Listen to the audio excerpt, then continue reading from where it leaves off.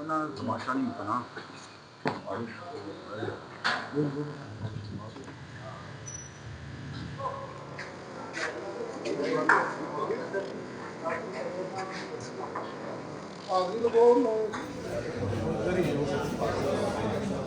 अस्सलाम वालेकुम नाज़रीन, आपका मेज़बान तलहा सिद्दीक़ कुरैशी एक बार फिर से आपकी खिदमत में हाजिर है। नाज़रीन, एक ऐसा केस जिसने सोशल मीडिया, नेशनल मीडिया के ऊपर तरतल्ली मचाई रखी।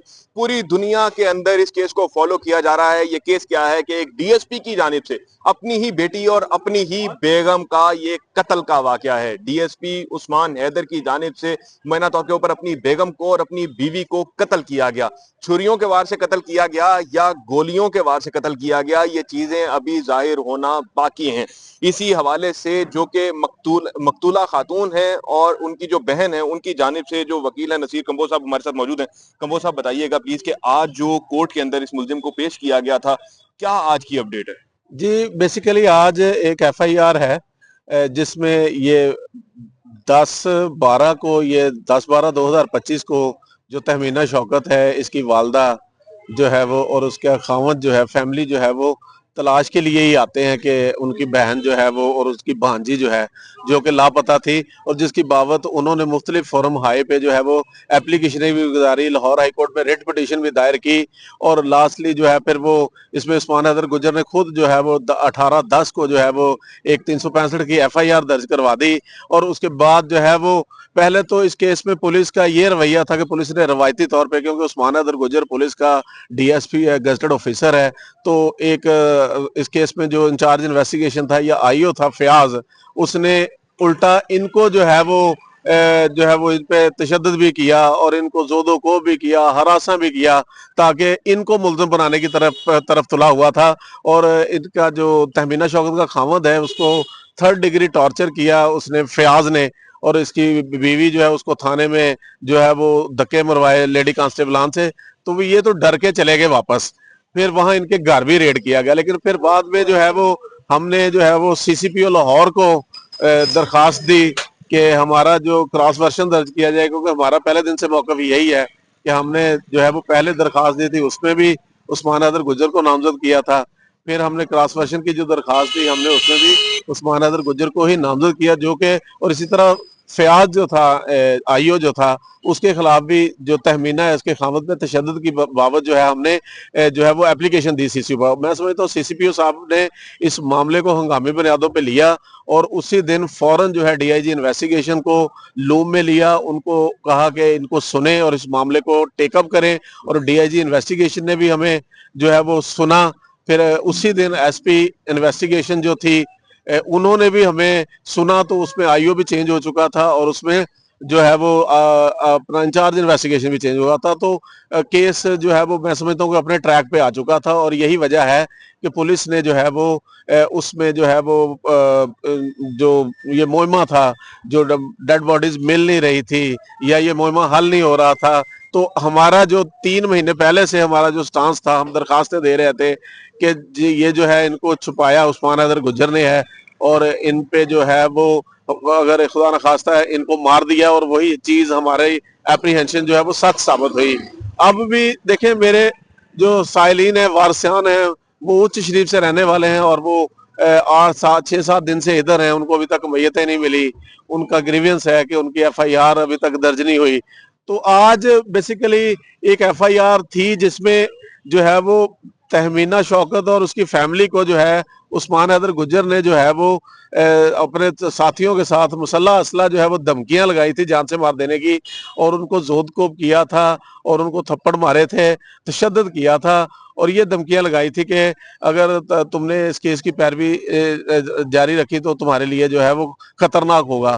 तो ये एफआईआर जो थी वो 12/12 का इसका वकूआ था, तो ये एफआईआर दर्ज हुई थी और आज इसमें रिमांड के लिए पेश किया गया था। तो अदालत से यही इस्तदा की गई थी कि हमें वेपन ऑफ ऑफेंस जो है वो उस्मान हैदर गुजर से बरामद नहीं हुआ। अच्छा, तो कमो साहब, कता कलामी की माजरत। यहाँ पे हमारे नाज़रीन, ये जो मनाजिर अब आप हमारी स्क्रीन के ऊपर देखेंगे, ये वो मनाजिर हैं जब इस डीएसपी को आज अदालत के अंदर पेश किया गया। कैसे इसको पेश किया गया, कैसे लाया गया, ये सारे मनाजिर देखिए जरा। नाज़रीन, ये मनाज़िर जो इस वक्त आप देख रहे हैं, ये उस वक्त के हैं जब डीएसपी उस्मान हैदर गुजर को कमरा अदालत के अंदर लेके जाया गया। साथ तफ्तीशी टीम जो है वो भी उस्मान हैदर गुजर के हमरा है और ये सारे कमरा अदालत के अंदर इस वक्त एंटर हो रहे हैं। अब केस की समाअत ख़त्म हो चुकी है और उसके बाद जो है ये अब सबसे पहले आपको नसीर कंबो और इनके साथ ही साथ जो इस केस के तफ्तीशी अफसर हैं ये आपको निकलते हुए नज़र आ रहे हैं। आलम लंगड़ियाल जो हैं वो इस केस की तफ्तीश कर रहे हैं। अब जो है वो ये पुलिस एहलकार इस कातिल डीएसपी को लेकर कमरा अदालत से बाहर आ चुके हैं। चेहरे के ऊपर काला नकाब डाला हुआ है, हाथों में हथकड़ियाँ हैं। ये वैसी ही हथकड़ियाँ हैं जैसा कि कभी ये मुलज़िमों को लगाकर अदालतों में पेश किया करता था और दीगर मुलज़िमों को लगाया करता था।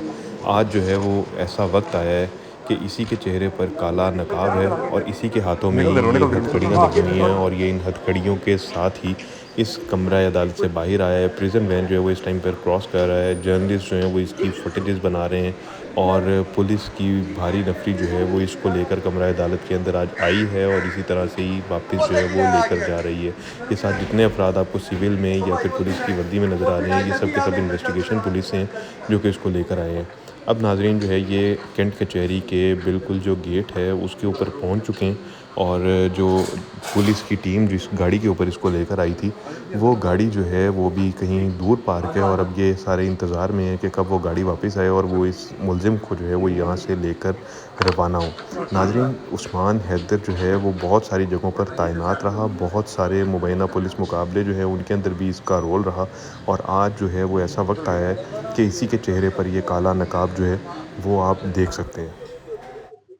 ये सारे के सारे मनाजिर आपने देखे। कंबोज साहब, आज जो अदालत के अंदर समाअत हुई है, पहले 3 रोज का रिमांड दिया गया था, 14 रोज के रिमांड की सजा की गई थी, आज दोबारा से अब 3 रोज का रिमांड जो है वो दिया गया है। क्या समझते हैं, कहाँ किस डायरेक्शन में केस जा रहा है? मैं समझता हूँ कि अदालत ने क्योंकि ये केस इसको इस तनादर में ना देखा जाए, ये 506 बी या 354 148 149 की एफआईआर है।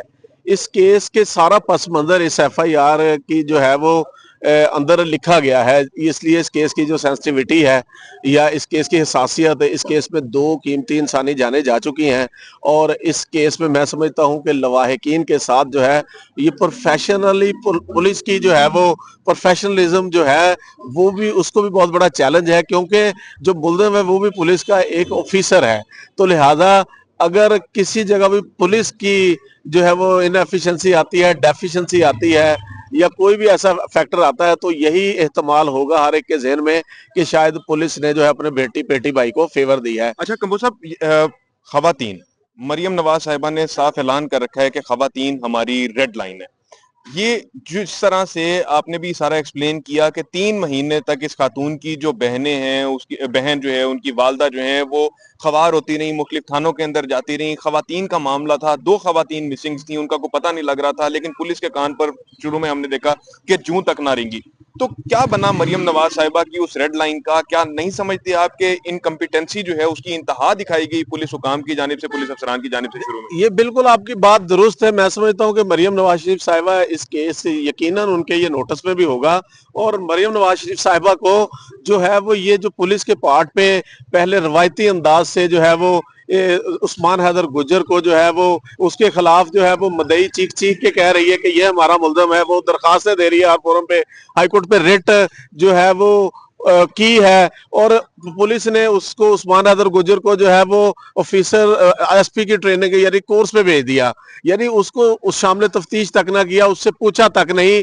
बल्कि शुरू में तो पुलिस जो है वो इनको लवाहिकीन जो है वारसा ने इनको मुल्जिम बनाने पे तुली हुई थी। तो मैं समझता हूं कि ये जो डेफिशिएंसीज हैं, जब मैं समझता हूँ बाद में नो डाउट इसका सीसीपीओ साहब ने या डीआईजी इन्वेस्टिगेशन ने या जब पुलिस के हायर ऑफिशियल्स जो हैं उन्होंने टेकअप किया तो इन चीजों का बदावा किया। बट देखें, वो अगर चीजें उस वक्त टेकअप कर ली जाती तो मैं समझता हूं कि ये जो डेड बॉडीज की बेहुरमती हुई है या जो डेड बॉडीज जो है वो अमानतन दफना दी गई हैं, तो वो केस के जो नुकसान है वो मैं कहता हूं उससे बचा जा सकता था। बहुत शुक्रिया कंबोज साहब। जैसा कि भी आपने नसीर कंबोज साहब की जुबानी तफसीलन सुना और आपने ये मनाजिर भी देखे कि किस तरह से आज ये कल का जो पुलिस ऑफिसर था आज इसी को ही मुल्जिम की तरह काला कपड़ा इसके चेहरे पर डालकर हाथों में हथकड़ियां लगाकर अदालत के रूबरू पेश किया गया। अदालत ने इस केस के अंदर इस मुल्जिम जो डीएसपी उस्मान हैदर था, साबिक डीएसपी, क्योंकि अब इसको मुअत्तल कर दिया गया है, उस्मान हैदर का 3 रोजा मजीद जिस्मानी रिमांड जो है वो मंजूर कर लिया है और ये केस जो है अब आगे किस करवट जो है वो ये बैठेगा, ये ऊंट किस करवट बैठेगा, गाहे बगाहे आपको इससे जुड़ी तमाम तरह अपडेट्स जो है वो देते रहेंगे। हमारे चैनल को सब्सक्राइब लाजमी कीजिएगा। इसी के साथ ही अपने मेजबान तलहा सईद कुरैशी को दीजिएगा इजाजत। अल्लाह निगहबान।